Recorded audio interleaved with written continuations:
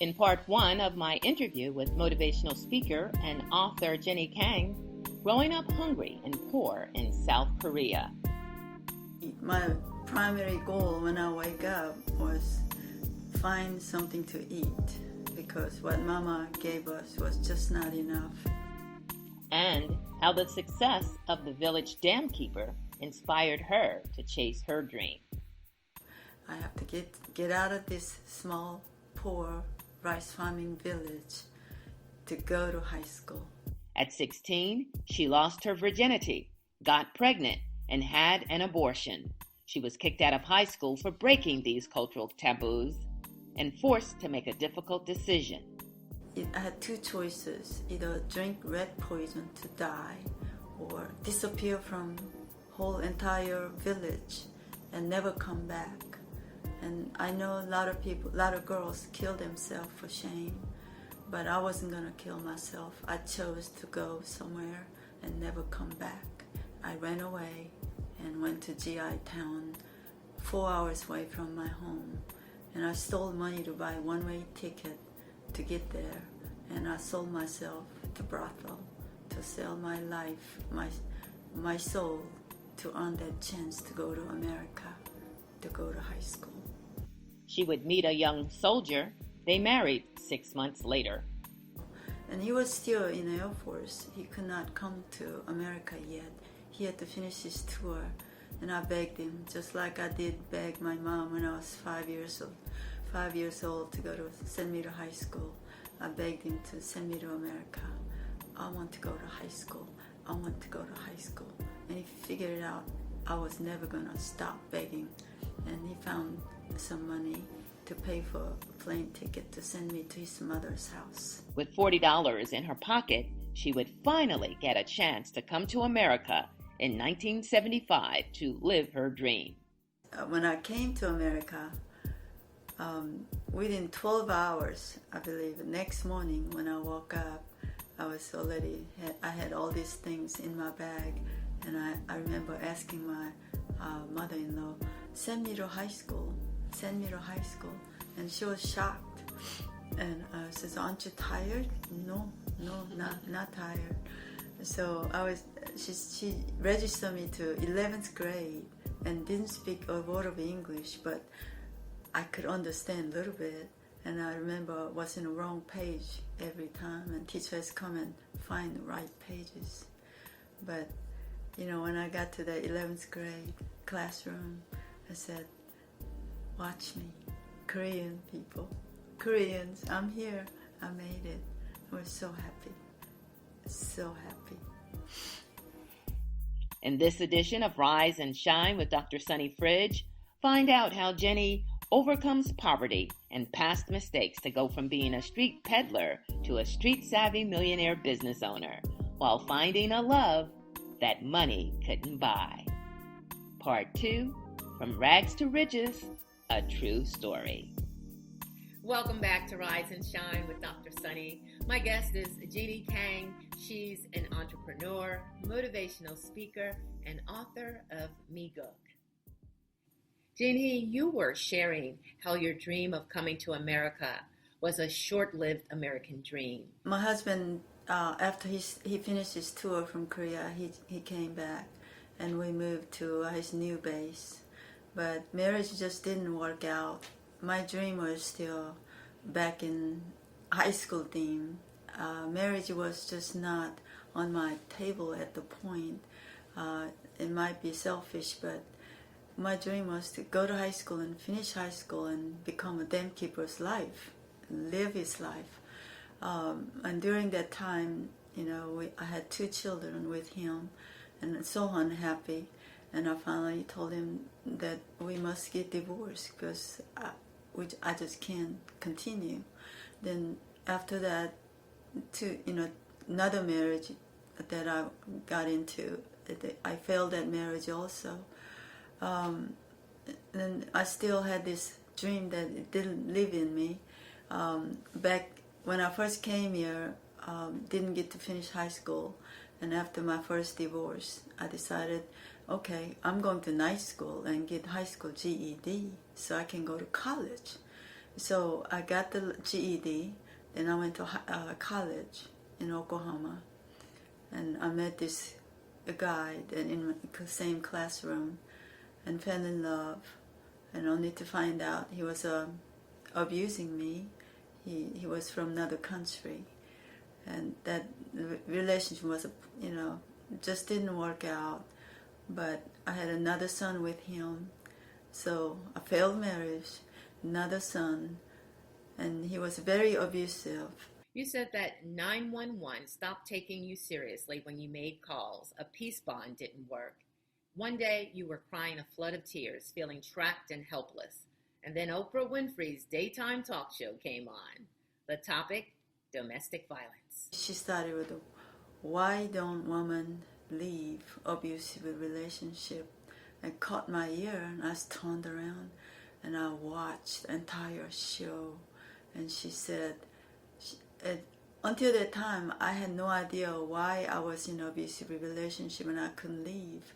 But she explained to me through the TV that women remain in abusive relationship because they grew up in that environment. It's a trend. It's a cycle they go through. And I just woke up at that point. I said, that's what's wrong with me. I am going to break this chain. So I decided to leave him, but I knew he wasn't going to leave in peace. So somehow, I don't know why, but idea came up to me. I'm going to shoot him if he hit me again. So I went to flea market and bought a gun for $35. And I asked this man who sold me a gun, show me how to use this gun. He asked me, why are you buying a gun? You don't even know how to shoot. And I said, I'm going to kill my husband. He said, are you kidding? I said, no, I'm not kidding. And I brought that gun with me and hid it under the mattress. And about 10 days later, he started chasing me to hit me again. I ran over there, and while he's trying to take me to hit me again, while he was doing that, he pushed the mattress and gun fell down to the floor. And I picked it up immediately and pointed at him, and he was shocked. You should have seen his eyes. And with a 4-letter word, what the is that? And I said, I'm going to shoot you and I'm going to kill you if you don't leave.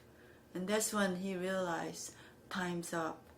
He picked up so many things that it's his stuff in his bag. And on the way out, he picked up my 3-month-old baby that I had with him. And he was rushing out to the door. And before he left, he said, if you try to take my son, now it's his son, it's my son too, but he said, if you try to take my son, I'm going to come back and slit Josh and Jason's throat. And he motioned like this. And that was Josh and Jason that I had with my first marriage. And he shut the door, and I could hear him taking off and hearing breaking, the car noise. And that was the last time I saw him. And I didn't have a job. I had 2 boys from previous marriage. I didn't have a car, and I didn't know what else to do. But I knew that at that moment I had to do something. Something has to take place to start my new life and my second chance. The good news is that you eventually got your son back. You're a single mom, 2 weeks away from eviction, no car. You became a street peddler. How did that happen? I called the bank and I knew that he wasn't going to leave me any money, but I called anyway. And the bank teller said, you have $50 in the bank. And even the $50, there was money that I could immediately use. Then he said, wait a minute. Then he said, who is Jason? And that's my son. He said, did you know that he had money in his account? I said, no, that was his money. He had a car wreck when he was a child, and there was a settlement. He said, ma'am, you can use this money. It's $2,200. And I could not comprehend $2,200 in the account. He said I could have. And I had to ask him, are you sure that's his money? He said, no ma'am, in Mississippi, if you're a guardian, you can have that money. I put my tennis shoes on and put key on my hand and driver's license. I ran to the bank. And by the time I get to the bank, I sweat, soaked, and try to calm myself down. And I walked into the bank and I asked him, I could see that there was only one man at the teller section. And I said, hi, that was me. Remember me? I was afraid that he don't remember. We just talked. And I said, yes, ma'am, I remember you. And so I came to get my money. And he said, so you mean you want to close your account? I said, well, I just need my money. And he said, how do you want your money? What do you mean, how do you want your money? I want my money. He said, I meant, you want $20 bill or $100 bill? $100 bills. And then he gave me 22 $100 bills. I remember rolling it so tight and held it in my hand, and I ran back to my apartment. And that was while I was running back, and I thanked God. I said, this is the money. This must be you. They're giving me this chance, second chance, and I'm going to make my second chance with this money. And I came in, and I was so afraid my ex-husband's going to come back for some reason. And I was looking for a place to hide this money. And I ran around, and I couldn't think of anywhere else. And I threw it behind the washer. I figured he wouldn't look at there. And I threw it in there, and I pulled out this scratch paper and make a plan for my life, writing down the immediate bills, how much I have left, and what am I going to do with this money to make my life. And that all this stuff, it was like within 1 hour that I was doing all this before Josh and Jason came back from school.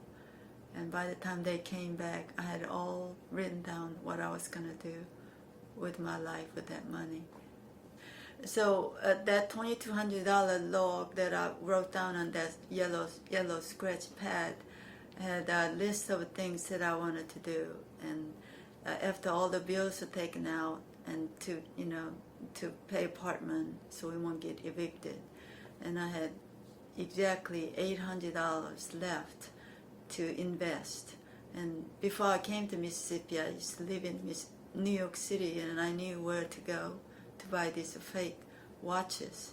And I didn't have much money, but I had enough to buy round-trip ticket to New York City. And how much I was going to spend, every penny on that note was accounted for. The taxi cab, how much I can eat, what I can buy, and including my son's gift for being good while I was gone, because I didn't have a babysitter. So I made them promise I'll be back in 1 day if they could just be good and wake up and go to school and come back. Don't tell anybody Mommy's not home. And that all happened in that time period. And I flew to New York City, and I went to Chinatown on Canal and Broadway on that corner, and I found this Vietnamese man that I have never met, and I begged him, I have this $800 that I could spend with him, but I can't come back to buy more merchandise. But if he could just please send me merchandise, and I promise I'll pay you back. And he could not believe what he just heard. You mean you want me to send you merchandise and you'll pay me back later? I said, exactly, that's what I meant. And he thought about it. He couldn't believe what he was hearing, but he sees that desperation in my eyes. I told him that I just got divorced and I have no money. This is the only source that I could make something out of my life. And he just thought about something real quick. Then he pulled out this scratch paper out of his pocket. Write your address down. You promise you're going to pay me back? I promise I'll send you money every time you send me merchandise. And believe it or not, did you know that he sent me merchandise every week? And I paid him back every week. And that's how I became street peddler. Now, you started as a street peddler, but it grew, and this is how you made your fortune. Underground, it was called? Yes. And was that at the North Park, the local mall here in Mississippi? Yes. I saved every penny I made from street peddling. And one day I walked in the mall. I saw this little bitty kiosk in the aisle. And I said, well, maybe I could own that. It didn't look like it's going to cost too much money. And I went to the mall office, and the manager said, that'll be $800. And ironic, $800, and another $800 came up. And I said, I think I can afford that. He said, if you don't pay rent, I'll kick you out. And I said, I'll pay you rent. And that's how I started. The little business just kind of kept growing from the aisle to the inline store. Then within 3 years, I had my own store, and it's called Underground. And mall manager couldn't believe that how fast I could grow. But I worked. I did. 14 hours a day. And my boys, they had to come to the mall and study while I'm working. And that's how I grew. What was one of the first things that you bought when you started making a lot of money? Well, first I did is I needed a car because I walked everywhere, and I borrowed a car from friends who lent me. So I bought me a car. Then I bought a little place on the water. It's a little bitty condominium, 2-bedroom, 2-bath. And I remember walking into a bank and asking them to sell me this place. It was $65,000. It was a lot of money. And I said, can I buy it? I lease to purchase. I'll pay up and you can just sell me later. And he said, you have a tax return? I said, no. This was 1990. I said, well, you have credit cards? No. I have a ledger, how much I make every day and how much I have. And he saw this list every day. I even wrote down 50 cents Coca-Cola that I drank. There's a 50 cents I spend. And with that list of a ledger, the bank let me buy that little bitty condo. Wow. It was my first home. Wow. And with that, and I kept growing, and I made quite a bit. There's another store open right next to mine, and I took that store, then another one. I still hadn't realized that I was making more than $1 million a year, because didn't know that I was at that point. My CPA said, yes, you did. And I was looking at, I remember one of the tax return I was looking at, there's a lot of zeros after numbers. And so I was counting, and she said, yeah, that's over $1 million. I said, oh, wow. But I never consider myself rich or things like that. I always try to stay humble. And I did take care of my mom. I did buy her a beautiful house and send her a lot of money, and bought her lots of beautiful jewelry so she can brag and tell all friends to make them jealous, as I promised. And that was my joy. Did you ever meet that dam keeper again? No, actually never did. I didn't go back to Korea until actually last year, 2018. For the first time since you had left? Right. And I went back to my village. Of course, all the homes were gone, but rice paddies were there, and the rundown bridges were still there, but no dam keeper. Mountain was still there. I asked God, say, remember me? I'm back. Jeanhee, after all the millions, you were still hungry, but not for white steaming rice, but the Word of God, a relationship with God. So for 20 years that I worked nonstop and made lots of money, more than I could spend, and I did travel, I did everything I wanted, but there was something that missing. After a while, I'm thinking, what was that? What was it? What is it that missing in my life? I was still hungry for something. and I didn't know what it was until a good friend of mine, Jeanhee, asked me. Well, she actually been asking me for go to church for many, many months. I wouldn't go. Then one day I walked in, and the sermon was about prodigal son, and there's a big screen with a big red chair on top of it. So runaway. I was thinking, runaway? That was me. And when Chip Henderson started sermon, and this teenager ran away from home, and yada yada, I'm thinking, is he talking about me? And then more he preached in depth, more I realized this is what I was missing. And that moment that I realized God was missing. Then I traced back to all these dreams I had over the years, and Jesus' visit, and when I cried to sleep years and years ago, which I ignored. I remember he asked me, why aren't you going to church? And I ignored that dream too, because I didn't think that I was fit to go to church for my past mistakes that I was so ashamed of. And at that moment, at that church in Pine Lake, I realized that I was forgiven. God was with me entire time, waiting for me to come to Him. And that was the moment that I came home to God. Amen. Amen. You also got a chance to visit the Holy Land and get baptized. What was that experience like?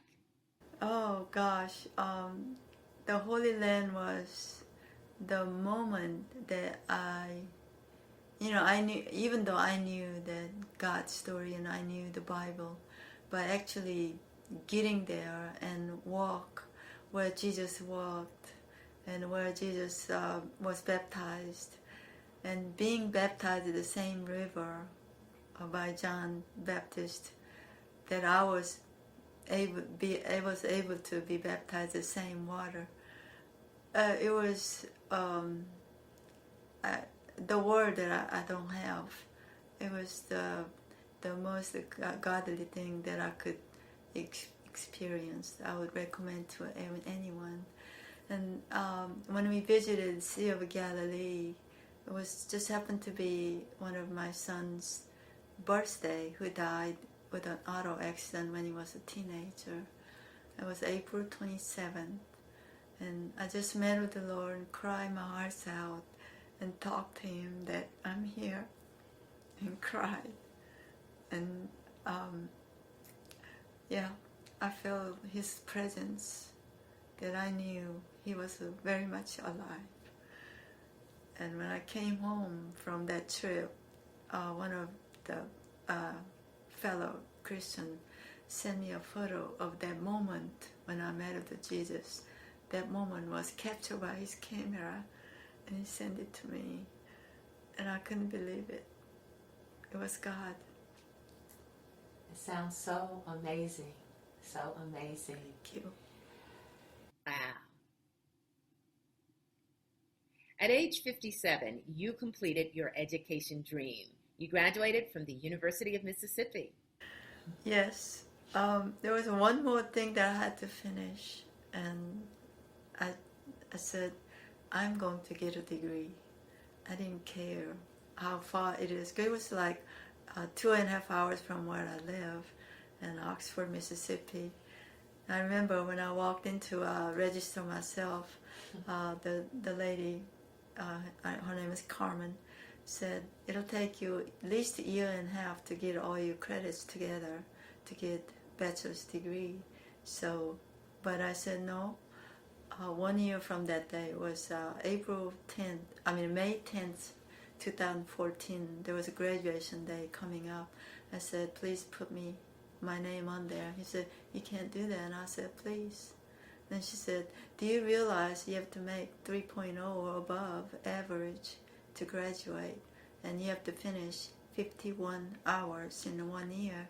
I said, yes, I realize that, and please put my name on there. And exactly on May 10th, 2014, I graduated from University of Mississippi with a bachelor's degree. Oh, congratulations on that milestone. That is so wonderful. Thank you. Jeanhee, I was in the audience when you delivered a TEDx talk in 2016 in Jackson, Mississippi. You talked about the importance of compassion for teenage girls and second chances. I feel like everyone deserves second chance. Mistakes are made because we're human. But just because you are pregnant or you made a mistake as a teenager, it doesn't mean that you can start over. So I really, that's my dear to my heart, that I like to help teenage girls. So there's a global learning center in Jackson Medical Mall that I help, and I'm their mentor, just making sure that they finish high school, and I award them for good grades, and if they do go to college, I help them with the funds, and I really enjoy that because I want to show them that I didn't forget my past, but I also want to show them that they can do it too, that you don't have to be super smart. Anyone wants to dream, then they can do it, and all of you can do it also. What words of encouragement can you give to that person, maybe that young lady out there who may be ashamed about something she's done, or maybe a person who's in a situation that feels hopeless? It doesn't matter what you did, your background, how poor you are, what situation you're in, mistakes that you made. It doesn't mean that it ends there. You push forward. You forget what happened yesterday because it'll never be made over. But you can go forward and do like I did. I didn't give up my dream. I knew that if I stayed shameful and gave up my dream, I would never be where I am today. And you can do it too. Anybody can do it. Just remember, don't ever forget to give up your dream. Don't give up, because you can do it. Everything's there. Only thing you have to do is you want it. How bad you want it, and go after it. And don't give up. Don't give up. Wow. The book is called Meegook. You can find it on Facebook, Amazon, and wherever books are sold. You can also reach Jeanhee at facebook.com/Meegook. That's all the time we have on this edition of Rise and Shine with Dr. Sunny. I want to thank my guest, motivational speaker, entrepreneur, philanthropist, and author, Jeanhee Kang.